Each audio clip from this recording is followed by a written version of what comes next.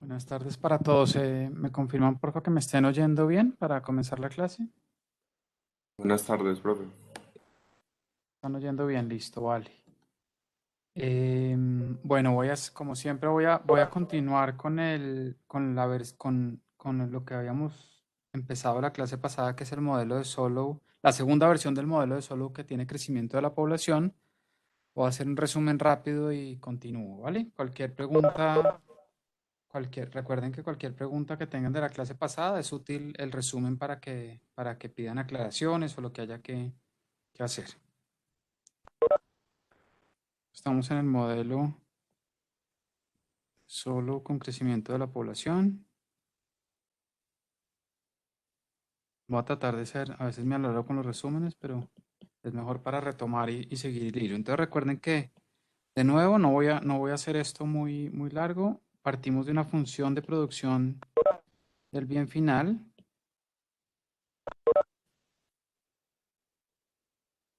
que combina capital y trabajo, y esa función de producción cumple las condiciones que hemos impuesto desde el modelo inicial, es decir, cumple las condiciones 1 a 5,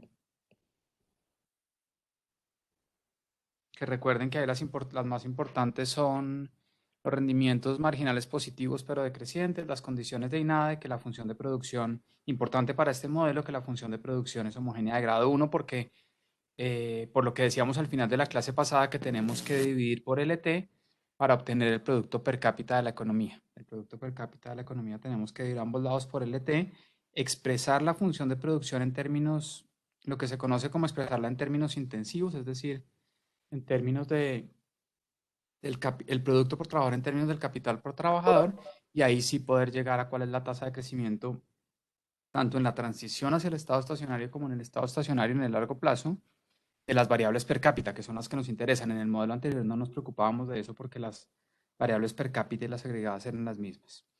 Segundo, la ecuación dinámica de acumulación de capital. Eso ya lo hemos repetido varias veces, entonces voy rápido. Que básicamente dice que el cambio en el stock de capital, esto es agregado todavía, el cambio en el stock de capital agregado es igual a cuánto entra de capital nuevo a la economía producto de la inversión doméstica, menos lo que se destruye de capital producto del desgaste físico. Eso ya lo habíamos visto. Tercero, y aquí está la parte nueva, vamos a asumir que hay crecimiento positivo de la población.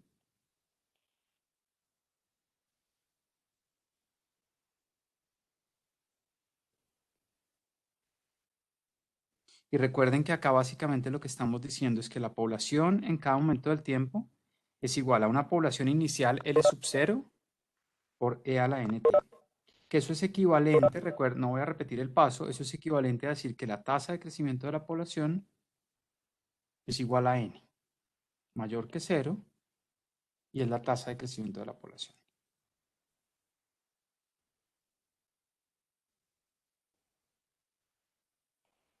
¿Vale? Y por ahora vamos a asumir, obvio que vamos a asumir que es exógena, es una tasa dada, que es la tasa a la cual crece la población.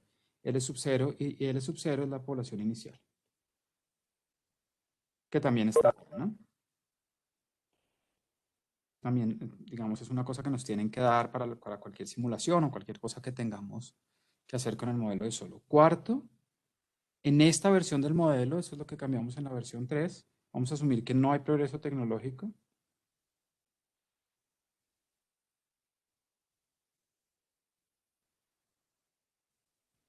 O en otras palabras, vamos a asumir que A sub t es igual a para todo t. Es decir, que el parámetro tecnológico no cambia en el tiempo. Es un parámetro, perdón, la variable tecnológica no cambia en el tiempo, entonces nos vuelve un parámetro que es igual a. Quinto, hacemos el supuesto de economía cerrada y sin gobierno.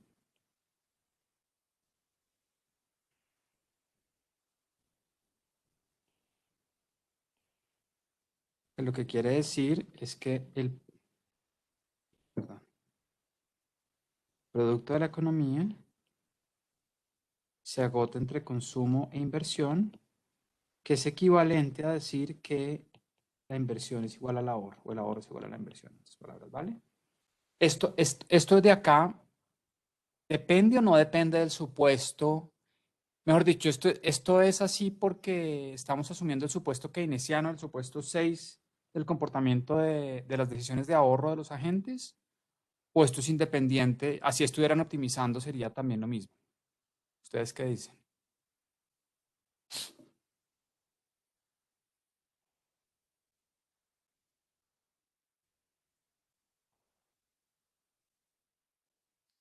En otras palabras, ¿esto depende del supuesto keynesiano sobre el comportamiento de los agentes o no?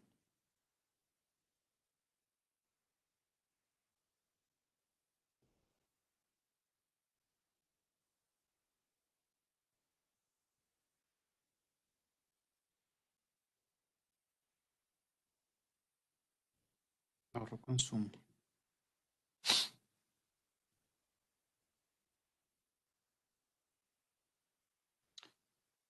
Donde decimos básicamente que el ahorro total de la economía es una fracción S minúscula del ingreso con S entre 0 y 1. Entonces le reformulo la pregunta. ¿El supuesto 5 depende de hacer el supuesto 6 o es independiente?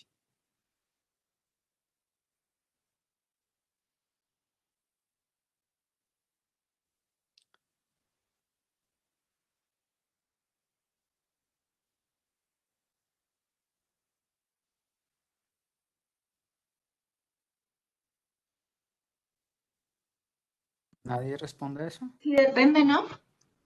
Sí depende. ¿Por Sí, qué? porque en una economía con gobierno también hay un ahorro público, entonces el ahorro no, al ahorro total, pues ya no es el supuesto keynesiano, tal vez puede ser por ahí. Ah, pero tú lo estás mirando, fíjate, Juanita, que tú lo estás mirando al contrario. Ahí me está respondiendo si el 6 depende del 5. Yo estoy preguntando al contrario si el 5 depende de que hagamos el supuesto 6. ¿Tú estás bien en tu respuesta? Si la pregunta fuera si el 6 depende del 5, ¿vale? Pero mi pregunta es el supuesto 5, o sea, esta parte del supuesto 5, esta, depende de que hagamos el supuesto 6. Que los agentes ahorran una fracción constante de su ingreso S minúsculo.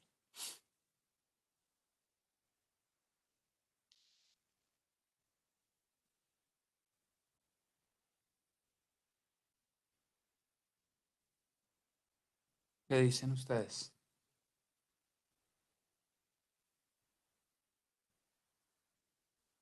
Yo diría que realmente no, porque, o sea, sabemos que como es una economía cerrada, entonces solo existe el ahorro pues de como personas dentro de la economía, entonces no importa Sí. como qué por ciento de su ingreso ahorren, simplemente sabemos que el ahorro va a ser la inversión. No sé si me Y- explico. No, está bien, está bien. Y no depende de cómo estén tomando el punto, está bien la respuesta. El punto es que no depende de cómo estén tomando las decisiones de consumo ahora. O sea, no depende de que hagamos el supuesto keynesiano o supongamos que sí están optimizando en un modelo como el que vamos a ver en unas semanas de Fisher o Ramsey, etcétera. Eso no depende. Solo con que la economía sea cerrada y no haya gobierno, independiente de cómo los agentes estén tomando sus decisiones de consumo y ahorro, esto se cumple, que el ahorro es igual a la inversión. Obvio, si la economía es cerrada y no hay gobierno, si la economía es abierta o no es abierta, pero si hay gobierno, esa identidad no se cumple. La identidad macro es otra, la identidad es C más I más G si hay gobierno y C más I más E más X menos M si hay gobierno y sector externo y economía abierta, en otras palabras. ¿Vale? Pero no depende, lo que quiero decirles es que el supuesto 5 no depende de ninguna manera de que hagamos el supuesto 6. El supuesto 6 puede cambiar totalmente como cambia en Ramsey. Eso es lo que cambia en Ramsey. Eh, eh, los agentes optimizan, toman decisiones óptimas, tomando en cuenta la tasa de interés, el ingreso que tienen en cada momento, la productividad marginal del capital, toda, digamos, la previsión del flujo de ingreso futuro, etcétera. Y el supuesto 5 es exactamente el mismo. Que la economía sea cerrada y no haya gobierno significa que, independiente de cómo estén tomando las decisiones de ahorro e inversión los agentes, la única fuente de financiación de la inversión es el ahorro doméstico, ¿vale? Entonces, listo. Recuerden que con esos bloques, con esos pilares del modelo, ya tenemos todo lo que necesitamos, el resto es hacer álgebra. Y ahí en la clase pasada hicimos un paso algebraico, digamos una transformación algebraica que hay que hacer para, para pasarnos a las variables per cápita. Nosotros sabemos del supuesto 2 de la ecuación dinámica de acumulación de capital, cómo cambia el stock de capital agregado en el tiempo, pero a nosotros lo que nos interesa realmente no es cómo cambian las variables agregadas, nos interesa cómo cambian las variables per cápita. Fíjense que alternativamente uno podría hacer, miren esta pantalla que estoy dejando quieta en el computador. Uno podría, tomando una forma funcional de YT, pónganle bolas a esto, tomando una forma funcional de YT, una Cobb-Douglas, una CES, la que ustedes quieran, uno podría tener un sistema de ecuaciones diferenciales donde tenga Y punto, K punto, L punto y el cuarto que no me cabía en la pantalla, A punto. Supongamos que AT es igual a A para todo T. Entonces tiene un sistema de 3 ecuaciones diferenciales y 3 incógnitas y lo resuelve y de pronto toca meterlo en un computador porque es complicado y resolverlo numéricamente o algo así, ¿vale? Alternativo y pasarse luego a las variables per cápita, hacer toda la vuelta mucho más larga. Acá lo que hacemos es ahorrarnos todo eso e irnos, perdón, a las variables per cápita de una a partir de dos cosas que es importante que ustedes sepan hacer esta manipulación, porque en la siguiente versión del modelo se complica un poquito. Cuando metamos cambio técnico se complica, damos un paso adicional y después nos toca devolvernos al segundo. Ustedes van a entender eso cuando veamos la siguiente versión del modelo. Pero por ahora, digamos, es un paso relativamente sencillo. Tenemos de la ecuación dinámica de acumulación de capital,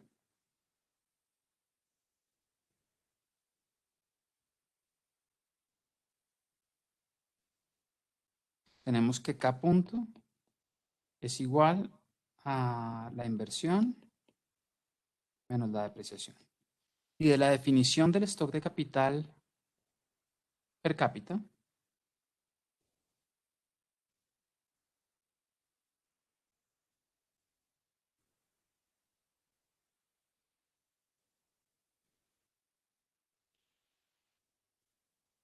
esta es una definición, el capital K minúscula, o sea, el capital per cápita, por definición es el capital agregado sobre la población.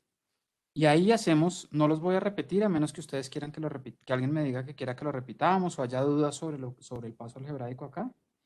Y ahí, usando estas dos ecuaciones, desarrollándolas un poco, etcétera, que lo tenemos de la clase pasada, llegamos a la ecuación fundamental del modelo de Solow, que nos dice que el cambio en el stock de capital, ahí sí per cápita, es igual a S por A por F de K, que es igual a S YT minúscula, menos delta más N por el stock de capital per cápita, ¿vale? Y esta es la ecuación, esto es lo que llamábamos la clase pasada, la ecuación fundamental del modelo de Solow con crecimiento de la población. Recuerden acá, lo que hay que recordar en este punto es que la tasa de crecimiento de la población aparece en esta ecuación fundamental del modelo de Solow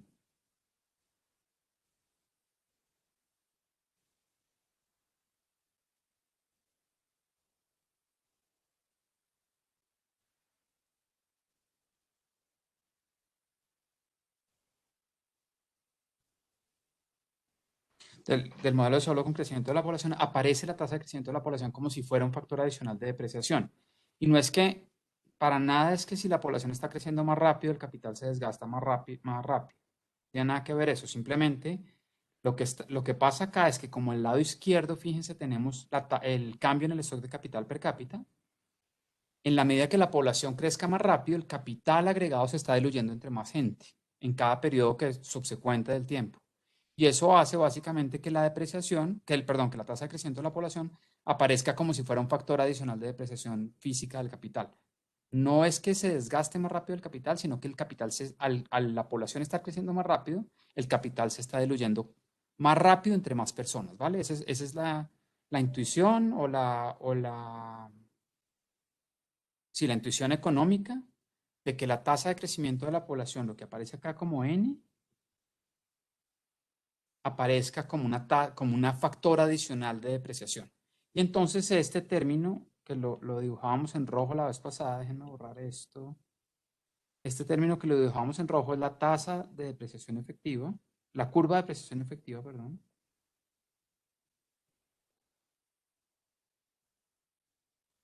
Y esta es la curva de ahorro, que es lo que graficamos la clase pasada.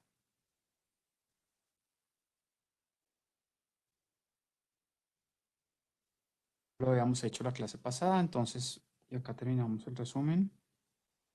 Tenemos entonces, vamos a graficar la curva.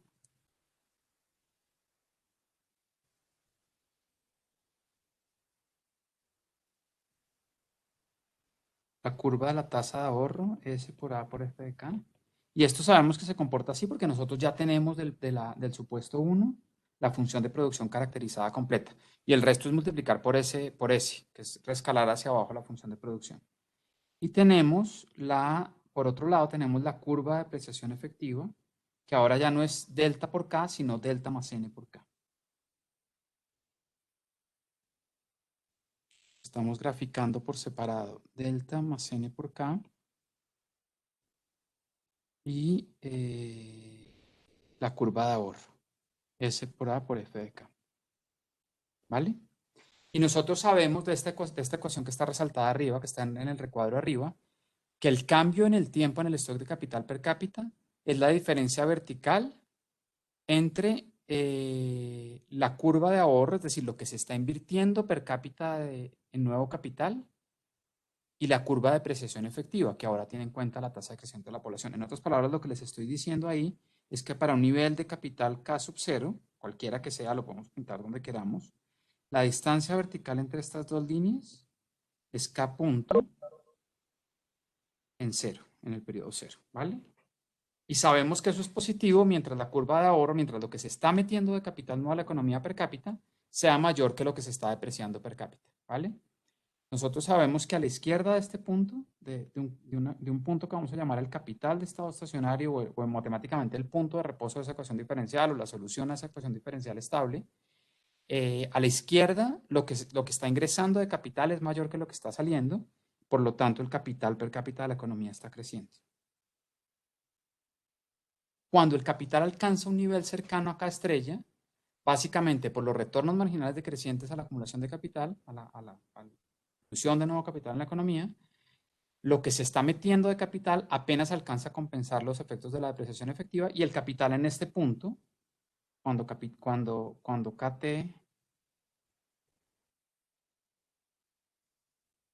cuando el capital de la economía per cápita es igual a K estrella,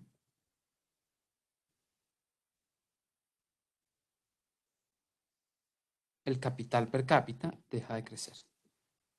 Y entonces llegamos a un punto, digamos, de equilibrio de esa ecuación diferencial en donde básicamente el capital deja de crecer. Es decir, hay una convergencia por debajo hacia un nivel de capital, K estrella. En otras palabras, lo que les estoy diciendo es que la economía, si hacemos una gráfica, esto no lo habíamos hecho la clase pasada, en el tiempo del stock la evolución en el tiempo del stock de capital, creo que esto es lo que les pedimos en el taller de simulación en Excel. Hay un capital inicial en T igual a 0, un nivel de capital inicial K0 dado, y de ahí en adelante el capital crece hasta alcanzar, converge por debajo a un nivel de capital K estrella. Y se aproxima cuando en el largo plazo a un nivel de capital K estrella. Y ahí decimos que la economía alcanza un estado estacionario. Recuerden ese detalle técnico de que esta ecuación diferencial o esta ecuación fundamental del modelo de solo con crecimiento de la población tiene otro equilibrio que es inestable, que es en K igual a 0. Y es inestable en la medida de que cualquier perturbación, es decir, cualquier choque positivo epsilon en el stock de capital, la economía converge a K estrella. Hasta aquí habíamos llegado a la clase pasada. ¿Hay preguntas de algún paso, de alguna intuición, de algún desarrollo, de lo que sea? Este es el momento por favor, para hacerlo. Cualquier pregunta que haya, porfa, tranquilos, díganle. Si hay algo que no esté claro, quieran que haga algún paso que no haya quedado claro, lo que sea.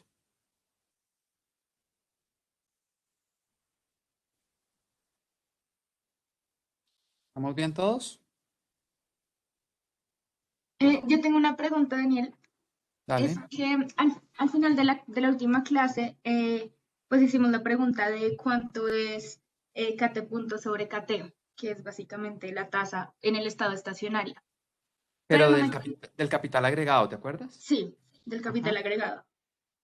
Porque es que no me quedó claro, o sea, a mí, pues como desde la intuición, dijimos que ese punto, básicamente lo que pasaba es que el agua que se evaporaba era la misma que entraba. Sin embargo, matemáticamente nos dio que eso era igual simplemente a n, que es el cambio en la población. No entiendo bien por qué no se ven los efectos de la depreciación del capital en este, pues ya en la derivación matemática, porque en teoría, pues compensan los dos efectos. Vale, vale. Mira, el punto es el siguiente. El punto de lo que dijimos la clase pasada es que nosotros sabemos que el stock de capital per cápita es igual a KT, el capital agregado, sobre la población. Esto es una definición. Y déjenme ponerlo casi que con 3 lineecitas como si fuera como una definición, ¿vale? Entonces tú, sacando el logaritmo natural y derivando con respecto al tiempo esa expresión, obtenemos que K punto sobre K, esto es K minúscula, perdón que me quede bien para que no haya confusión en las notas. Eso es la tasa de crecimiento del stock de capital per cápita es igual a la tasa de crecimiento del stock de capital agregado menos la tasa de crecimiento de la población, ¿vale? Eso es casi que manipulando la expresión que define el stock de capital per cápita, ¿vale? ¿Cuánto es esto? ¿Estaba preguntando Juanita o Catalina? No recuerdo, perdón. Juanita, Juanita, entonces, ¿cuánto es esto en estado estacionario?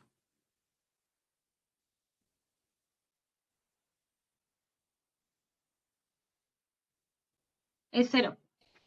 Es 0, ¿cierto? Porque K punto sub T es igual a 0. Eso ya lo sabemos, ¿cierto? Entonces, igual a esta expresión, K minúscula sobre K es igual a 0, entonces se tiene que ser que en estado estacionario el capital agregado crece a la misma tasa que la población. Eso matemáticamente, ¿vale? Intuitivamente, ¿qué está pasando? Nos tenemos que volver a esta gráfica.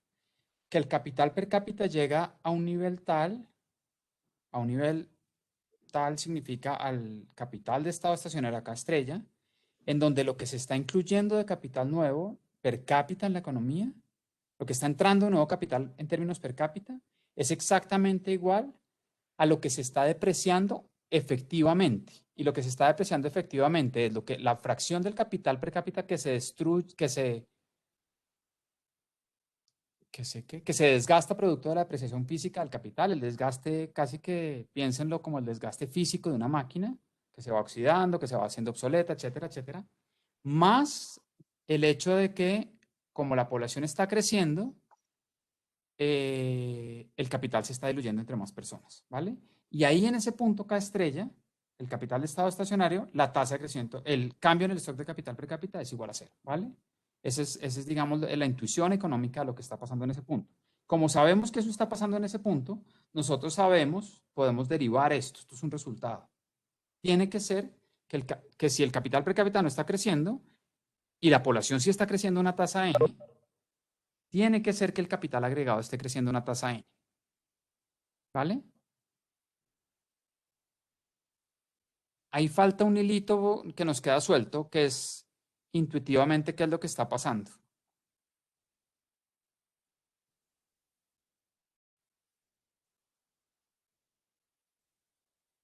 O sea,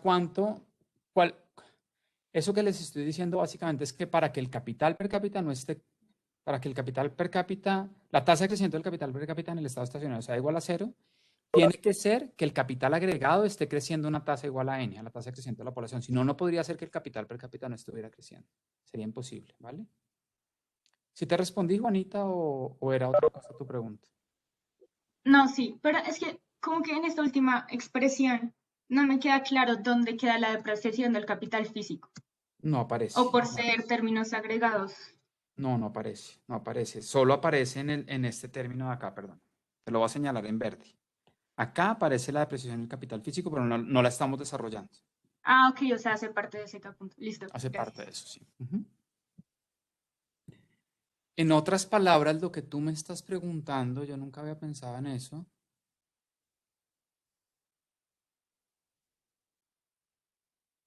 Tienes razón, tienes razón. O sea, la respuesta es correcta. La tasa de depreciación aparece en K mayúscula punto, en el cambio en el stock de capital agregado, ¿vale? Y ahí entonces, para ser más formales, de pronto está clara un poquito tu duda, para ser más formales, la tasa de crecimiento del capital agregado neto de depreciación tiene que ser igual a la tasa de crecimiento de la población. Vale. Para ser más formales, la respuesta correcta es esa. La respuesta correcta mía debió haber sido esa. La tasa de crecimiento neta de depreciación del capital agregado es igual a la tasa de crecimiento de la población. Porque aquí en este punto que resalté en verde abajo, sí está la tasa de depreciación, obviamente, del capital físico. Ajá. Si quieres, háganle el álgebra a eso. O sea, escriban la expresión para el cambio en el stock de capital agregado y verán que les da, que ahí está la tasa de depreciación, dividiendo por el capital, todo lo que quieran. Y ahí les va a aparecer un término menos delta. Bueno. Fíjense que si hagamos el caso Cobb-Douglas de esta ecuación, y con eso paso a una cosa que les había dicho que no hemos hecho, que no hicimos en el módulo anterior, pero lo vamos a hacer en este. Fíjense que en el caso Cobb-Douglas, en el caso de una función de producción Cobb-Douglas,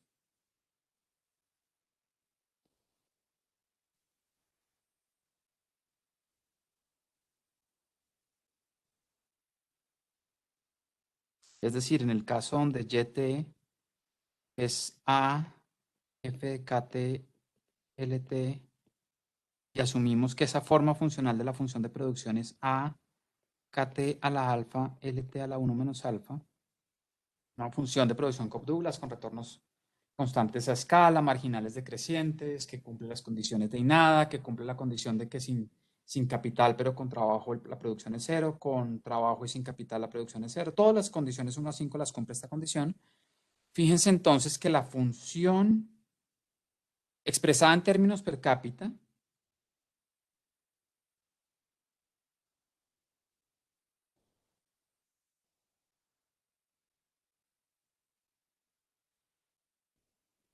en términos per cápita lo que tenemos es que YT sobre LT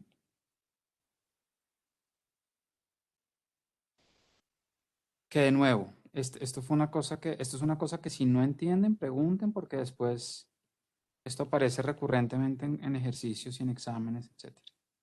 Dividimos las tres partes de esa ecuación por LT.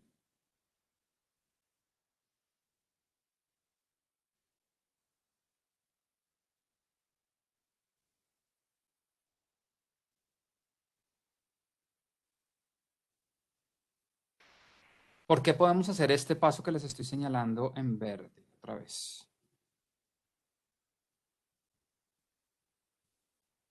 Acá, ¿qué supuesto estamos utilizando? Esto lo podemos hacer ¿por qué? Alguien me respondió la clase pasada, porque F es homogénea de grado 1, ¿vale? ¿Entienden ese paso?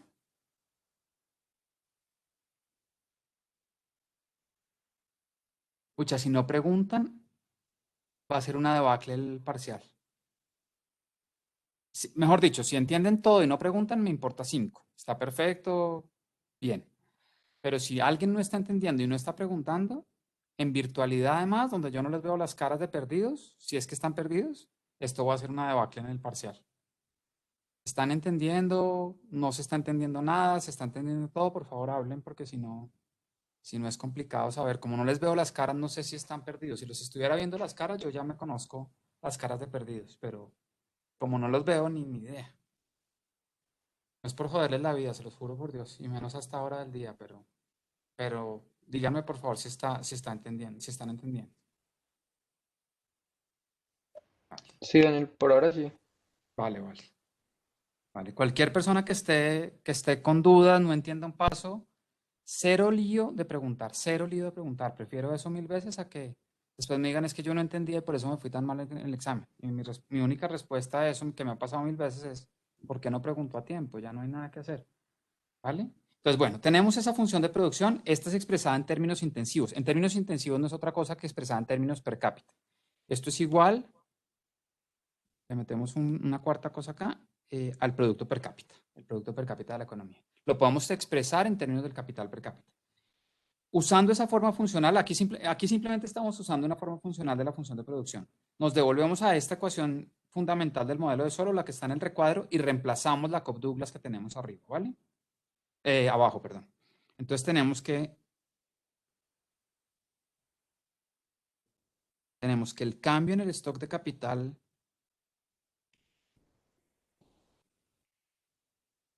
en el stock de capital per cápita es igual a S por A KT a la alfa menos delta más N por KT. ¿Vale? Y eso en estado estacionario, el cambio en el stock de capital per cápita ya demostramos que es igual a 0, ¿vale? Es decir, el capital no cambia en el estado estacionario. Si igualamos eso esa expresión a 0, nosotros lo que sabemos es que en estado estacionario, de nuevo, en estado estacionario, S por A por K estrella a la alfa, ahí sí me paso a la estrella porque estamos en estado estacionario, es igual a delta más N por K estrella. ¿Vale? Y entonces podemos saber que el capital de estado estacionario, el capital per cápita de estado estacionario es igual a S por A sobre delta más N a la 1 sobre 1, a la 1 sobre 1 menos alfa. ¿Vale? El producto per cápita de estado estacionario es A K estrella a la alfa. Entonces es igual a A por SA sobre delta más N a la alfa sobre 1 menos alfa. ¿Vale?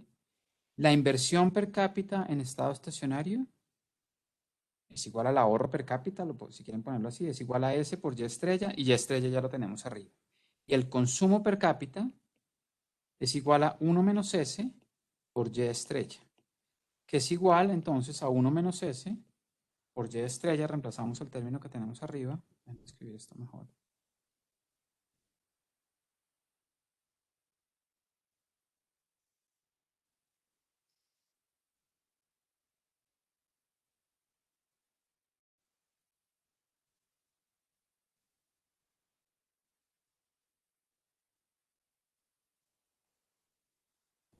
Y ahí es donde se ve la relación, fíjense que ahí donde se ve la relación no lineal entre el consumo de estado estacionario y la tasa de ahorro.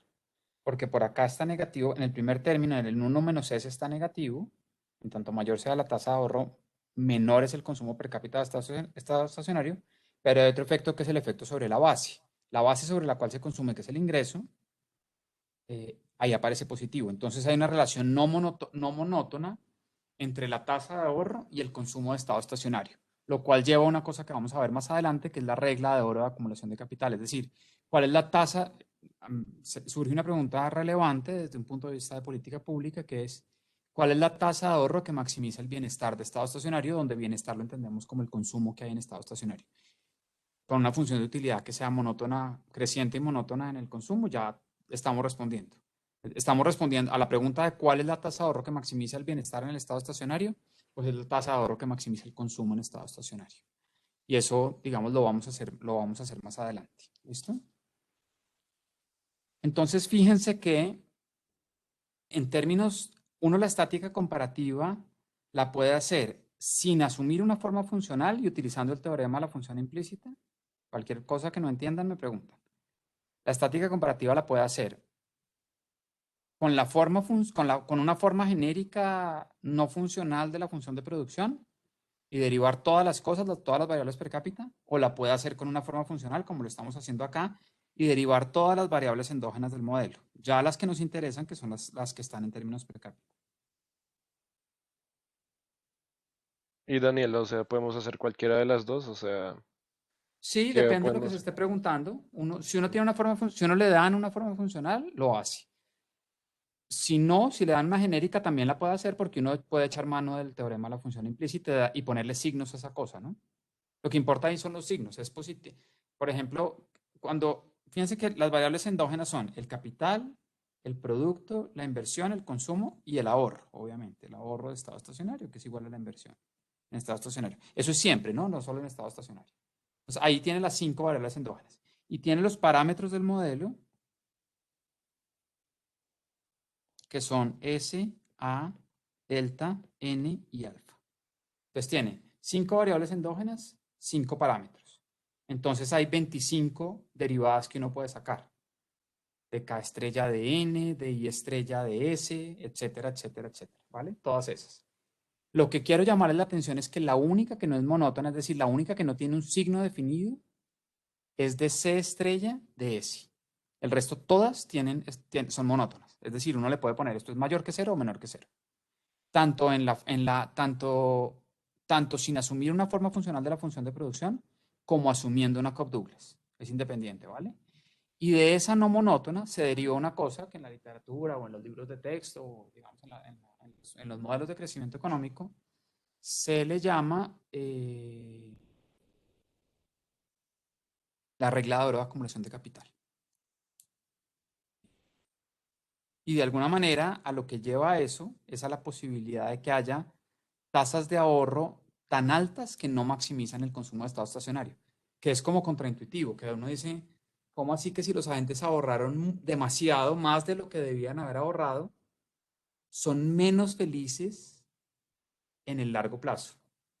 Y la respuesta es precisamente porque no están tomando decisiones de... la pregunta, en vez de la respuesta, la pregunta es, esta sería una pregunta relevante de hacerse si los agentes estuvieran optimizando en sus decisiones de consumo e inversión o no sería una pregunta relevante. O sea, cuando hagamos Ramsey, ¿esta pregunta va a ser relevante o no?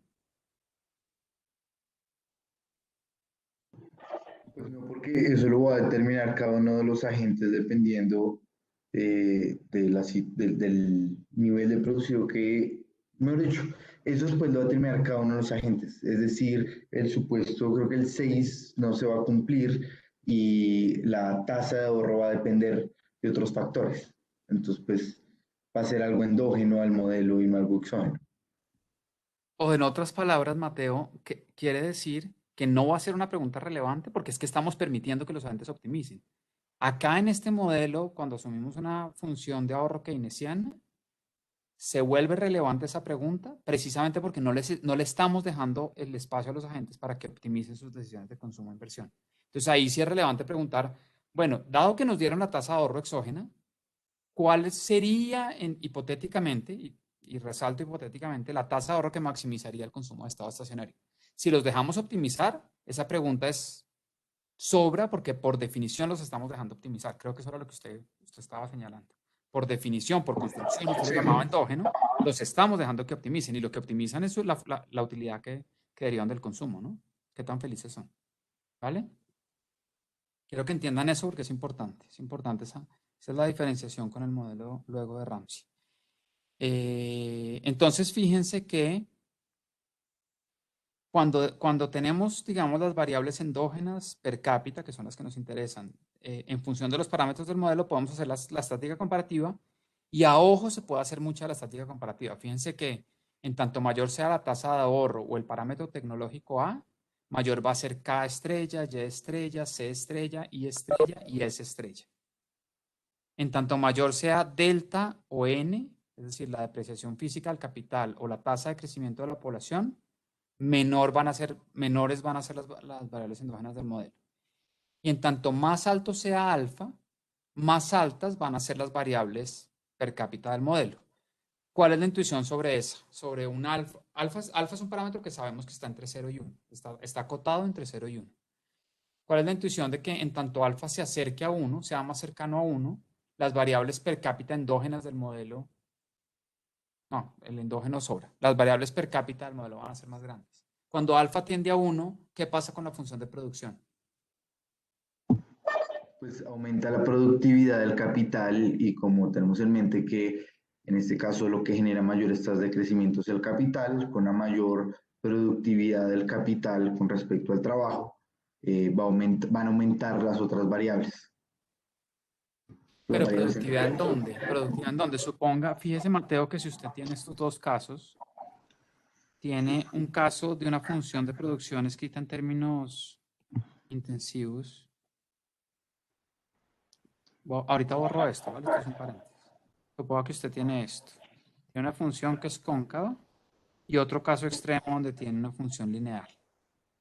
Acá tiene AKT a la alfa y acá tiene AKT a la 1. Alfa acá, alfa tiende a 1 y acá alfa es estrictamente menor que 1, ¿vale? Y usted me dice la productividad marginal del capital. En este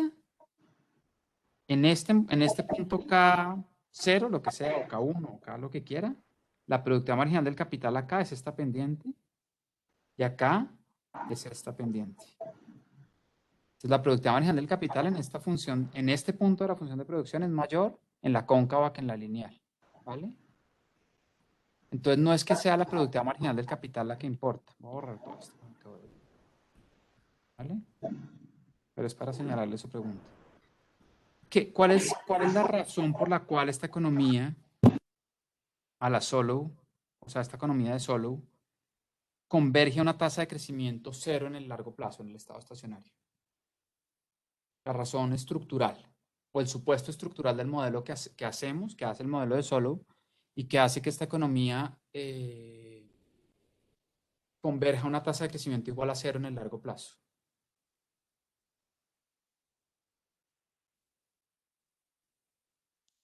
¿Qué supuesto de todos los que escribimos arriba lleva a que eso pase? ¿Cuál es el supuesto que está llevando a que eso pase? ¿Que la economía es cerrada y no hay gobierno? O, listo, ahí está, Mateo, los rendimientos marginales decrecientes.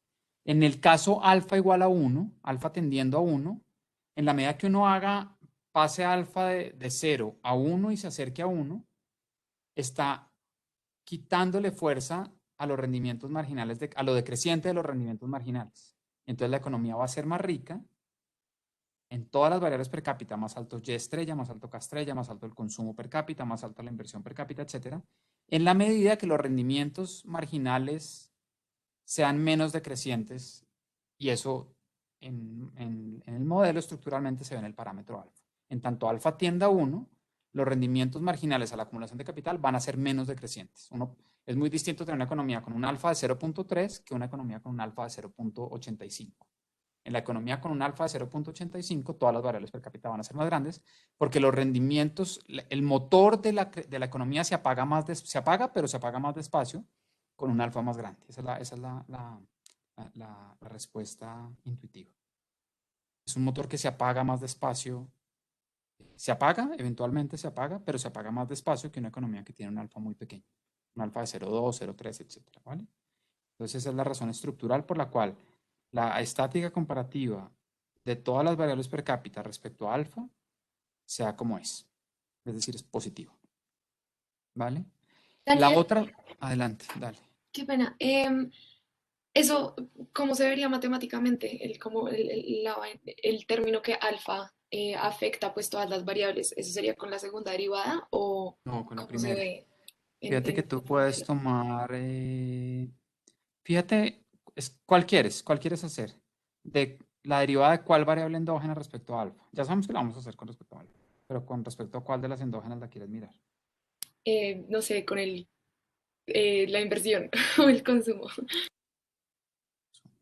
Listo, perfecto. Con el consumo. Déjame usar el consumo porque no tengo escrita la inversión, ¿vale? Bueno, está el ahorro o el ingreso. Fíjate acá. Aquí podemos darnos el lujo de hacerlo a ojo. ¿Dónde aparece alfa en esa expresión que acabo de resaltar? Acá Sí, pues en el y exponente. acá, con un signo negativo. ¿Vale? Por los dos lados que tú tomas la derivada va a ser par positiva a ojo. Porque aparece arriba en el numerador con signo positivo en el exponente y abajo en el denominador pero con signo negativo, o sea, positivo. ¿Vale? Eso matemáticamente hablando. que no debería ser la respuesta que los satisface a ustedes. Esto no es un curso de matemáticas.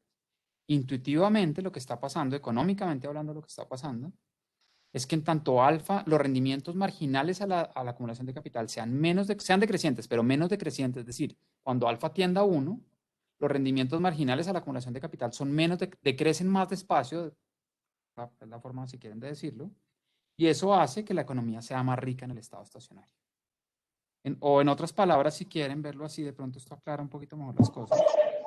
Daniel, ¿Sí? eso en la práctica, ¿cómo se ve? ¿Es posible que una economía se vuelva más intensiva en capital? Más bien parece que cuando los cambios en productividad usualmente se reflejan en una mejor mezcla de los factores de producción, no tanto en una mayor intensividad en el capital, ¿no? Eso es una pregunta súper importante. Ese es el tema, ese ha sido siempre el tema de investigación de Nano Zuleta, el cambio técnico sesgado. Y Nano cree firmemente, Nano es el otro profesor de la otra sección de macro 3, Nano cree firmemente que alfa es endógeno. ¿Sí? Y hay una cantidad de gente en crecimiento económico que dice, no, alfa es un parámetro que no modifican las decisiones económicas de los agentes. Yo creo que sí puede ser, la historia de Nano puede ser cierta, pero alfa por ahora acá es un parámetro estructural de la economía, es decir, no es una cosa que decisiones de los agentes puedan cambiar. En la investigación de Nano por ejemplo, de un tipo de apellido Seira, digamos, inició esta investigación de cambio técnico sesgado, etcétera, etcétera. El alfa puede cambiar con decisiones de lo que usted dice, qué tan intensivo se utiliza el capital, etcétera, pero uno tiene que modelarlo, tiene que decir, bueno, hay decisiones óptimas que toman las firmas para hacer la economía, la participación del capital en el producto más alta, alfa más alta. Pero tendría que hacer otro modelo, ¿no? Un modelo estructural de decisiones de hacer la economía más intensiva en uso de capital, que tiene unos beneficios y tiene unos costos y lleva a que el alfa sea más grande. Y hay investigación sobre eso, pero es un tema, digamos, de crecimiento económico, pues digamos, es un tópico de crecimiento económico. Iba a ser esto, para de pronto esto aclara un poco las cosas. Es diferente tener, a ver si lo logro hacer, si lo logro dibujar. Es diferente tener una economía así, con una función muy cóncava, que una economía así, que también es cóncava, pero que se comporta distinto, ¿vale?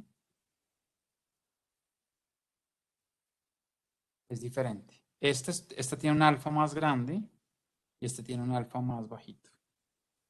Es más cóncava la función de producción cuando alfa tiende a 0 y es menos cóncava cuando alfa tiende a 1, ¿vale? No sé si esto ayuda o oscurece la explicación que estoy dando. Pero es otra forma de verlo. Les puse como 4 o 5 formas de verlo del alfa, ¿vale? Lo otro, lo que quería que llegáramos hoy es lo siguiente. Fíjense que nosotros tenemos la función dinámica de acumulación de capital per cápita en el caso Cobb-Douglas. No, en el genérico o en el Cobb-Douglas. Hagamos los dos si quieren. Voy a hacer los dos para que no crean que esto es específico del caso Cobb-Douglas. El genérico lo voy a hacer al lado izquierdo. Entonces tenemos K punto igual a S por A por F de K.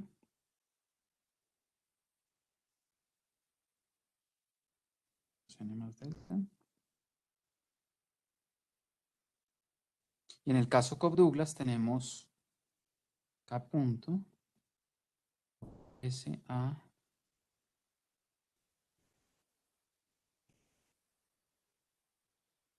pucha, no puedo.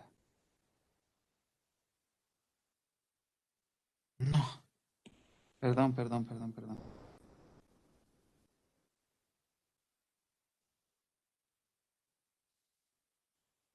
Menos delta, menos N más delta. KT. ¿Vale? Fíjense que nosotros podemos hacer esto. Dividir ambos lados por KT.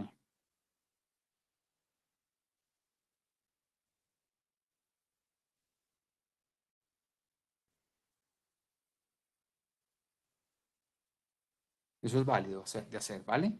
Entonces acá, haciendo esta transformación, que es simplemente dividir ambos lados por KT, lo que tenemos acá es no el cambio en el stock de capital en el tiempo, sino la tasa de crecimiento del stock de capital. Estamos dividiendo por la base, entonces tenemos la tasa de crecimiento a ambos lados, a la derecha y a la izquierda, la tasa de crecimiento del capital per cápita de la economía.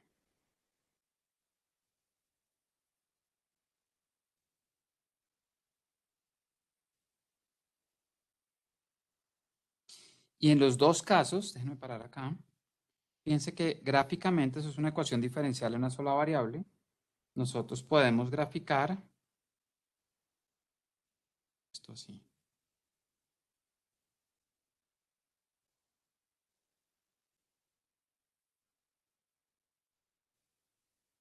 Fíjense que lo negro va a ser la curva ya no de ahorro, sino la curva de la tasa de ahorro.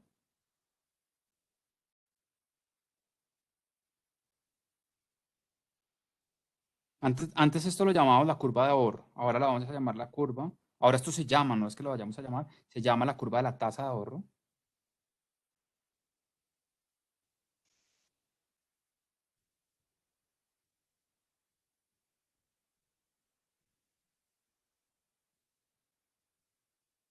Y esto es la curva de la tasa de depreciación efectiva. Ay, perdón, esto va en rojo.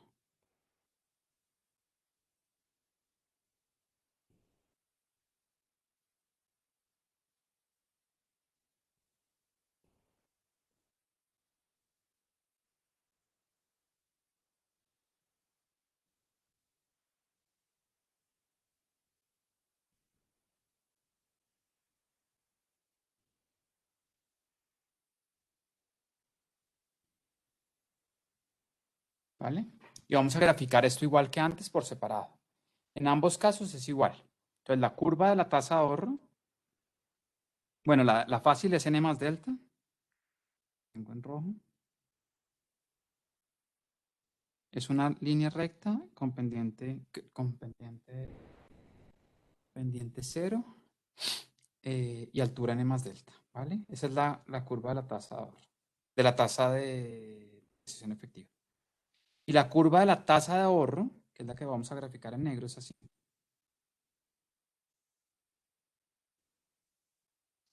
Es una curva que comienza en infinito y termina en 0, ¿vale?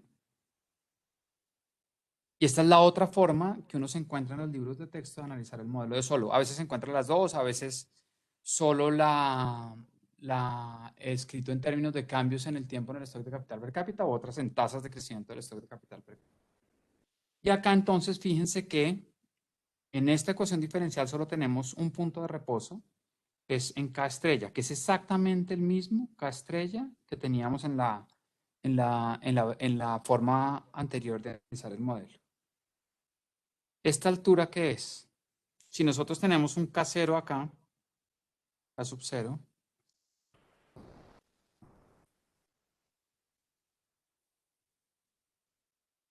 si tenemos este K sub 0, ¿esta distancia vertical qué es?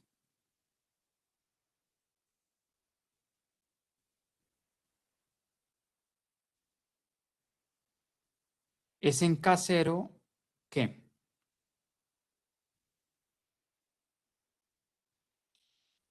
No, Mateo, K punto no. La tasa de crecimiento del capital per cápita. Per cápita. O sea, K punto sobre K, ¿no? No K punto, sino K punto sobre K. Que es la tasa de crecimiento del stock de capital per cápita, en K0.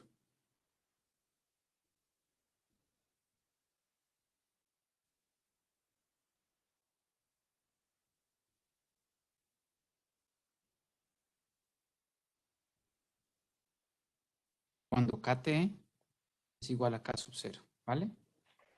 Esa distancia vertical me mide qué tasa está creciendo. En ese punto K sub 0, el stock de capital per cápita. Fíjense que a la izquierda de K estrella, lo que está pasando es que la tasa de ahorro es mayor que la tasa de depreciación y el capital está creciendo.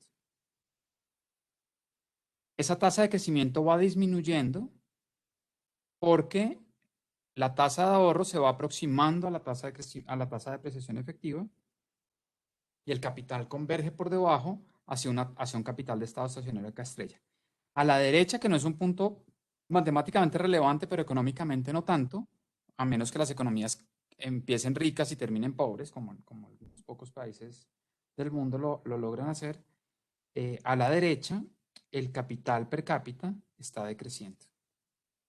¿Vale? Y esa es la otra forma de analizar el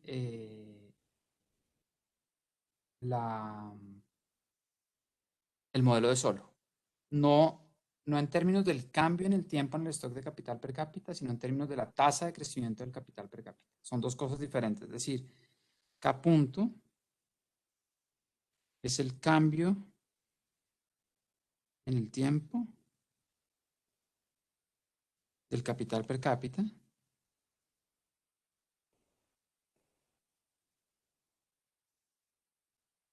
y K punto sobre K, estas dos cosas son diferentes, es la tasa de crecimiento del capital per cápita. Y uno puede analizar el modelo de Solow de las dos formas. Quiero que vean y hagan el álgebra ustedes de que este K estrella que estamos derivando acá, esto que voy a señalar en verde, es exactamente igual a este K estrella. No son cosas distintas, es exactamente el mismo nivel de capital de estado estacionario. ¿Vale? Es exactamente igual. Háganlo para el caso Cobb-Douglas y muestren que en ambos casos el K estrella que uno deriva es exactamente el mismo. ¿Vale? ¿Hay una pregunta? Yo tengo una pregunta pequeña sobre el tema gráfica, que es un poquito técnica. El eje Y es... Vale, perdón. En el eje Y estamos graficando dos cosas. ¿En el Cobb-Douglas o en el genérico? ¿Cuál quiere usted? Ambos. No, pues sí, ambos, si quieren ambos entonces. En el eje Y estamos graficando alternativamente S, A, F de K sobre K, o en el caso Cobb-Douglas, S,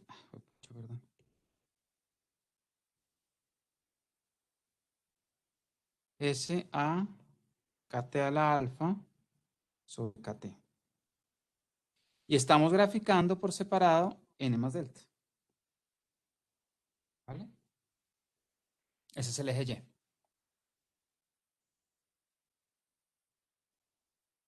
O sea, estamos graficando por separado, estamos resolviendo gráficamente la ecuación diferencial. Estamos graficando por separado la curva de la tasa de ahorro y la curva de la tasa de depreciación. En el lado izquierdo tenemos la ecuación de una forma genérica que simplemente cumple las condiciones 1 a 5. Y en el lado derecho le ponemos una forma funcional de la función de producción que cumple las condiciones 1 a 5, que es la Cobb-Douglas con retornos constantes de escala. ¿Vale? Con participaciones del capital y el trabajo alfa y 1 menos alfa respectivamente.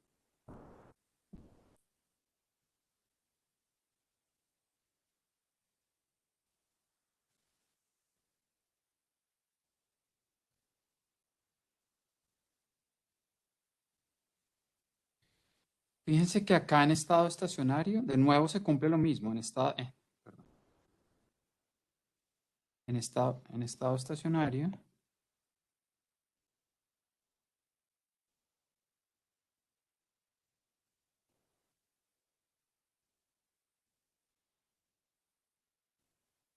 es decir, cuando KT es igual a K estrella, es decir, cuando la economía llega al estado estacionario, la tasa de crecimiento del stock de capital per cápita, estado estacionario, es igual a 0, ¿vale?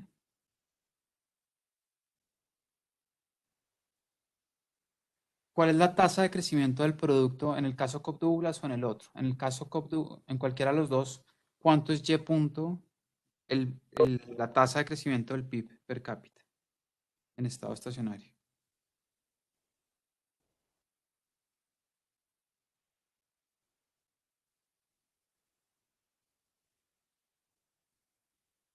¿El producto per cápita crece en estado estacionario o no crece en estado estacionario?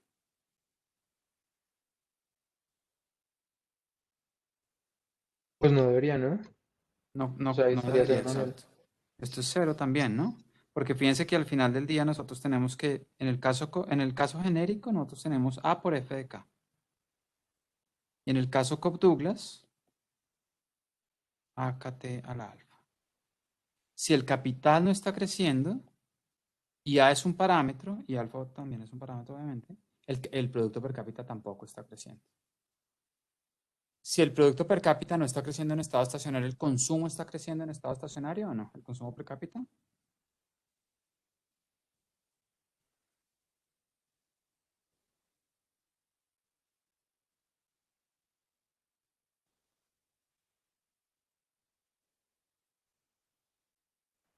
Tampoco. Tampoco, ¿cierto? Ninguna variable está creciendo en estado estacionario.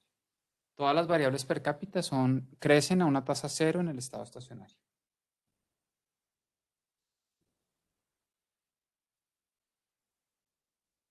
¿Hay alguna pregunta hasta acá? Daniel, yo tengo una pregunta sobre algo que nos dijeron con esta misma gráfica en la complementaria, Dale. y es que nos hablaron sobre la convergencia absoluta y la convergencia Sí, condicional. sí, sí, sí. Nos dijeron Eso que, es, eso es lo que viene, con eso voy a comenzar la clase, la próxima clase. Y eso es una cosa que yo pido que miren empíricamente en la complementaria, pero yo les voy a mostrar la parte teórica en la próxima clase. O sea, déjame hacer eso al principio de la próxima clase.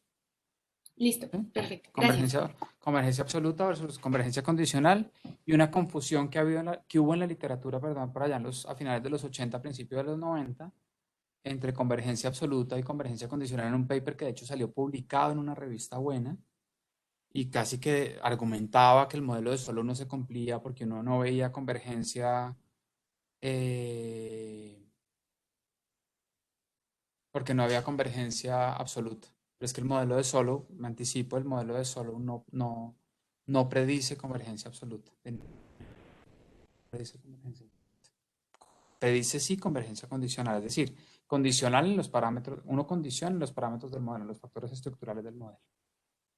La absoluta, yo a veces les pido en exámenes o en talleres o en algún ejercicio, en algún quiz, que prueben gráficamente que el modelo de solo no, hagan un contraejemplo de que el modelo de solo para nada predice convergencia absoluta, lo que predice es convergencia condicional. Y ese paper, pues obviamente alguien se dio cuenta que estaba mal, digamos, estaba muy mal entendido el modelo de solo, y cuando uno realmente estima empíricamente, hace el ejercicio empírica de convergencia condicional, que sí es lo que predice el modelo de solo, eso sí se cumplen los datos. Sí, sí tiene respaldo empírico que hay convergencia condicional en los datos. O sea, sí encuentra respaldo empírico a la hipótesis de convergencia condicional que sí hace el modelo de solo, ¿vale? Pero déjame hacer, la parte teórica es importante. Uy, ¿qué pasó acá?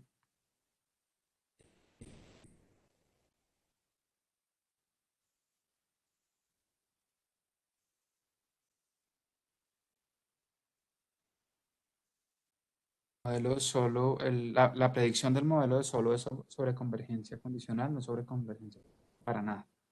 Y eso hubo una confusión a finales de los 80 y principios de los 90, con incluso papers publicados que interpretaron mal la predicción del modelo de solo en cuanto a convergencia, en cuanto a la predicción de convergencia, de la convergencia que predice, en cuanto a la predicción que hacía el modelo de solo, ¿vale?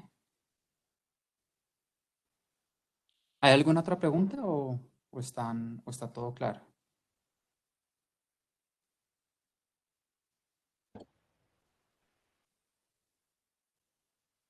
Vale, entonces nos vemos el próximo miércoles. Arrancamos con las predicciones del modelo de suelo, con crecimiento de la población, una de las cuales es la hipótesis de convergencia, que hace el modelo de suelo, ¿vale? Nos vemos el miércoles próximo entonces. Estén muy bien todos, chao. Daniel, Sí, adelante. yo quería preguntarte, pero ya es un tema de lo de la clase pasada. Es que yo no pude venir, pero pues no encontré la grabación. Entonces quería saber si... Perdón, es que no se las he enviado a los complementarios, ahorita se las mando a los complementarios, y la anterior, ¿vale? Qué pena. Vale, gracias. Vale, con gusto. Que estén bien.